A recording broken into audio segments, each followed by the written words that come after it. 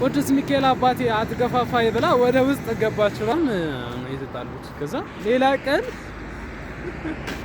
አልጣላም ብሎ መጸለይ ጀመረ። ሰላም ናችሁ? እንዴት ዋላችሁ?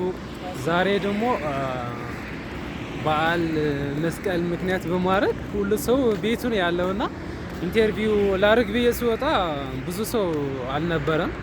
ከዛ ለምን ብሎግ አልሰራም፣ ለምን የኔ ቤተሰቦች ይደብራቸዋል ብዬ የሆነ ቀልድ ልንገራችሁ ብዬ ነው። ከተመቻችሁ ላይክ ያደረጋችሁ ኮሜንት አሳውቁኝ። ቀልዱን ልንገራችሁ። የሆነ ባልና ሚስት ነበሩና ሁለቱም በጣም ነው የሚዋደዱት። ከዛ አንድ ቀን የማይጠላ ሰው የለም፣ ተጣሉና ከዛ ተጣልቶ አንድ ሳምንት አለፋቸው። በቃ በጣም ነው የተጣሉት። ከዛ በቃ ሰውየው በጣም ጨነቀውና ሴትዮም እንደዛ፣ ሁለቱም ጨነቃቸው፣ በጣም ነው የጨነቃቸው። ከዛ ምን አደረጉ? ሰውየው እዛ አልጋ ክፍል ሆኖ እየጸለየ ምን ብሎ መጸለይ ጀመረ?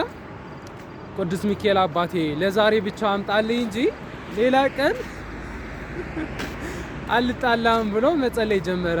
ሴትዮም እንደዛ አምሮባት ነበረና እየሰማች ነበረ። ሶፋ ውስጥ ስለነበረች እየሰማች ነበረና ከዛ ምን አለች? እሷ ደግሞ ቅዱስ ሚካኤል አባቴ አትገፋፋይ ብላ ወደ ውስጥ ገባች።